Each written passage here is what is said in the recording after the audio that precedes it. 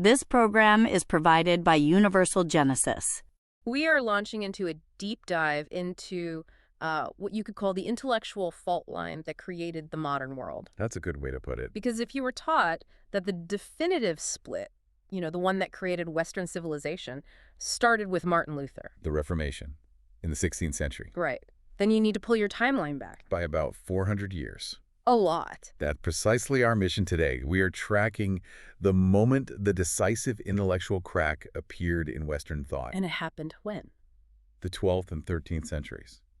And it was driven not by some internal theological dissent, but by a massive influx of outside knowledge. The rediscovery of Aristotle. Exactly. And our sources, they lay out a really compelling case here. They argue the true difference between, say, Western civilization and the Islamic world. It wasn't like theological? No. It was structural. We have a series of pretty intense intellectual histories to draw from, and they all focus on the mechanics of integrating or rejecting Greek reason. So for you, the learner, the core insight here is that the fight over Aristotle, it was a kind of slow-motion intellectual civil war inside the Catholic Church. It was, and it started centuries before Luther was even born. Mm-hmm. The Reformation was really just the final political eruption. The visible part of the crack. The visible eruption of a tension that had been building since the 1200s. We need to understand how the West survived that exposure to pure reason, while the Islamic world structurally couldn't. Okay, let's unpack this structural divergence. Because if we want to get why Aristotle created this irreversible path for the West, we have to start with the competition. Right. Why was philosophy a huge social threat in one place, but maybe a necessary evil in another? The foundation difference is unity versus fracture. That's the key. Okay. Think of the early medieval Islamic world. You have religion, you have law sharia, and you have politics, the caliphate.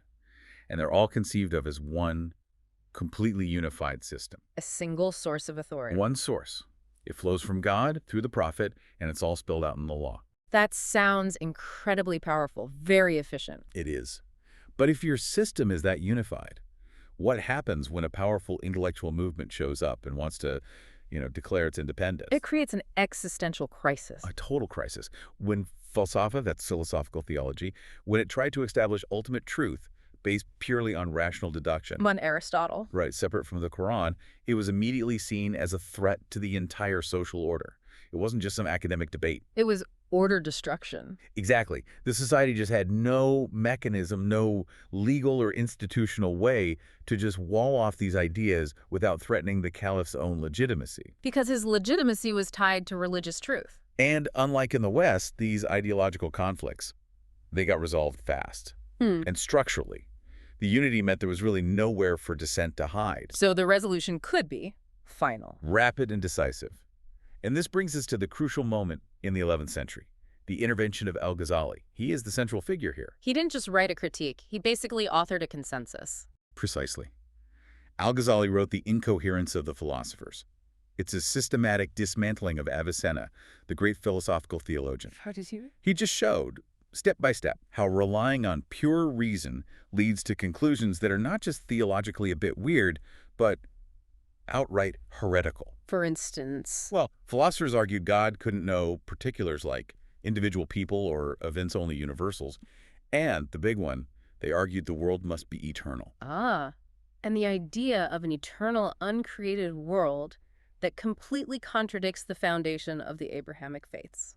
The idea that God created the world ex nihilo, from nothing, at a specific point in time. Yeah, that's not a minor disagreement. That's a head-on collision. It's a total confrontation. Yeah. And because Al-Ghazali was one of the most respected, institutionally powerful scholars of his day, his critique it became the consensus. But what's so fascinating is the mechanism of exclusion, right? It wasn't like a caliph just issued a decree banning philosophy everywhere. No, it was much more subtle and way more effective than a blanket ban. It was structural exclusion. Right.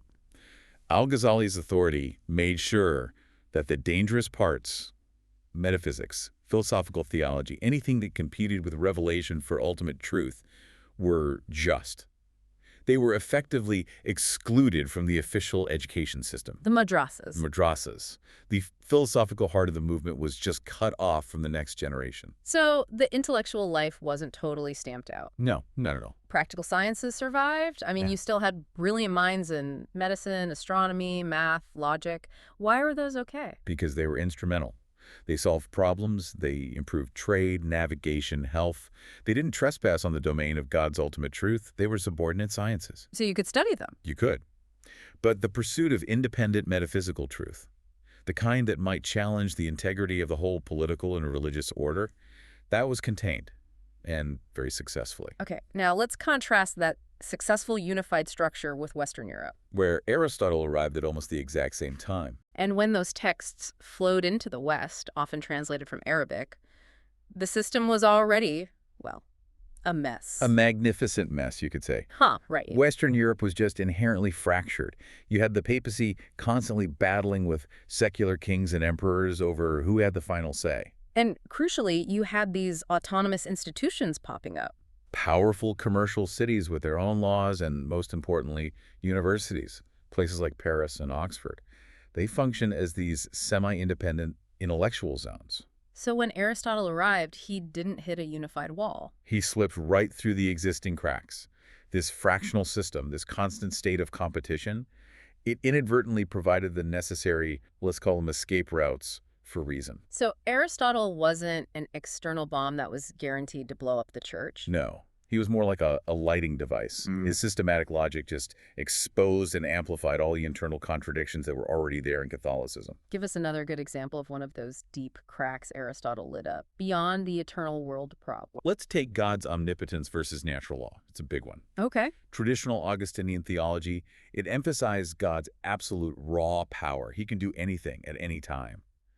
But Aristotle defines nature as having fixed, unbreakable laws and essences. And Christian scholars read Aristotle's physics and they see a conflict. A huge conflict. Yep. If God is absolutely omnipotent, can he change the laws of nature whenever he wants?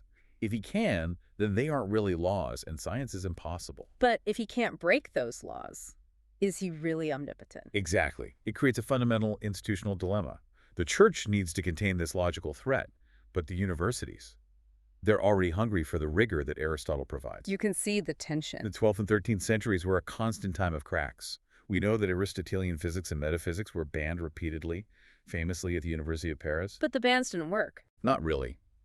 Despite papal bans, sometimes 3 or 4 in a single century, students and masters just kept reading the text in secret, or in slightly modified lectures. The tension between the official prohibition and the actual practice was constant. And walking right into this fire is Thomas Aquinas. Right? And we can't see him as a radical trying to modernize things. No, not at all. He's more like a governance technician, a master politician of ideas. His mission wasn't to change Christianity. It was to prevent the immediate chaotic collapse of the church. He was a firefighter, and his strategy was pure diplomacy. Thomas didn't reject Aristotle. He formally placed reasoned Aristotelian philosophy within theology. He said, you can be autonomous, but you have to be integrated. A fixed two-tier structure. Revelation is sovereign, it's at the top. But reason gets its own legitimate autonomous domain in matters of nature, logic, lower metaphysics. So he contained the danger by giving reason a clear boundary, a job description. He essentially built this magnificent intellectual bridge where before there was just a chasm. He let the church use Aristotle's logic without sacrificing its core revelation. And this became the Thomistic synthesis, the official Catholic norm. It did. But here's the profound human element that complicates his success. And this is where the sources get really interesting. You're talking about his late-life utterance. Yes. After a profound mystical experience, Thomas apparently said that all of his work, his massive theological work, the Summa Theologiae, was like straw. It's usually presented as just humility, a pious comment. But our deep dive suggests a much deeper realization. What's the other reading? Did Thomas realize at the end that his meticulously constructed system, this attempt to reconcile the irreconcilable, was just a temporary fix. An institutional compromise. An immensely sophisticated institutional and political compromise designed to delay, to manage, to contain a structural contradiction that could not actually be solved. The unhappy treaty. A very unhappy treaty. Because his system, even though it became the norm, it didn't really resolve the tension. It just bottled it up. It satisfied no one perfectly. Absolutely. The opposition fractured almost instantly into three mainstreams. Okay, what were they? First, you had the faith absolutists. These were the traditional Augustinian thinkers. They maintained Thomas had given way too much ground to reason. So their position was basically the same as Al-Ghazali's in the East. Structurally, yes. Keep reason subordinate. Then you had Thomas's harmonizers in the center, the establishment. Seeking ordered coexistence, trying to hold the bridge together, and finally, the separationists on the left. And they were totally dissatisfied. Utterly. They demanded complete independence for reason. And this is the camp where the intellectual ground for modernity was really laid. And the separationists came in two dangerous flavors, right? They did, attacking Thomas's bridge from both sides. So who were they? The first were the Latin Averroists, the academic rebels. They imported the most challenging parts of the Arab philosopher Averroes and popularized the two truths theory. Explain that. How can two truths be so dangerous? Well, it's the ultimate intellectual evasion. Yeah. They claimed that a proposition could be definitively true in philosophy like the eternity of the world, but simultaneously theologically false for the church. So it's not a bridge anymore, it's a wall. It's a total wall. A direct rejection of Thomas's integration. They just said, reason operates here, faith operates there, and they never have to speak to each other. That separates the domains completely. But the real ground leveler, the one who really sets the stage for modernity, was the second figure, William of Ockham. Ockham is the pivotal paradoxical figure. His goal wasn't to promote science. No, his goal was to protect God. To protect God's absolute freedom and power, his omnipotence, from being constrained by human reason. He did this with what we now call nominalism, or Occam's razor. We all know the razor. It cuts away unnecessary things. What did it cut away from Thomas's structure? Thomas's whole system relied on the reality of universals, real metaphysical essences that things share, the essence of humanity or justice. And Thomas believed you could use reason to get from the specific to the universal and then up to God. Occam said, no, universals are just names, mental concepts. Only individual observed things, particulars, are real. Wow. So by saying philosophy can't grasp the universal, He completely severed the link Thomas had built between reason and theology. theology becomes what? Purely a matter of faith, private conviction, revelation. God is now absolutely free, totally unbound by our attempts to systematize him. But this act of theological purification had a catastrophic side effect for metaphysics. Was that? By cutting away the need for philosophical knowledge of essences, Occam forced philosophy to focus only on the individual observable empirical facts and rigorous logic. So the paradox of Occam is stunning. It really is. In trying to make faith pure and God absolutely sovereign, he accidentally carves out the exact intellectual space needed for the rise of empirical science. He's the ultimate ground leveler for men like Galileo and Newton. He allows them to focus just on observable mechanics without getting tangled up in theology. And let's not forget the short-term politics of it. Right. The faith absolutists, the Augustinians who hated Thomas's system, and the Occamites, the nominalists who wanted to isolate reason. They formed an alliance. An unstable, temporary, strategic alliance. That's fascinating. They had opposite goals. One wants to subordinate reason, the other wants to liberate it. But they agreed on one thing. Thomas's bridge had to go. Their combined force just helped destroy that delicate equilibrium Thomas had built. The Thomistic structure became rigid, institutionalized, and just increasingly brittle. So when we finally get to the 16th century, what does this all mean? The fracturing continues, the tensions mount. And when Martin Luther, who was himself trained in that same Augustinian anti-Thomas tradition, when he rejects the entire sophisticated, rationalized theological structure, it shouldn't be a surprise. It was the definitive breaking sound. Yeah, it was. Luther was the final political and religious detonation point. He used the exact intellectual space Occam had created to reject the whole Thomistic project as a human corruption of pure faith. It was the final violent eruption. The final eruption of that internal contradiction Aristotle had exposed back in the 1200s. That's the story. So this deep dive, it really shows that intellectual history isn't about sudden breaks. It's the slow, inevitable unfolding of these foundational contradictions. We can refine the map now. Go ahead. Aristotle was the catalyst. Thomas was the mediator who failed to secure a permanent peace. Occam ensured the separation, creating the space for science.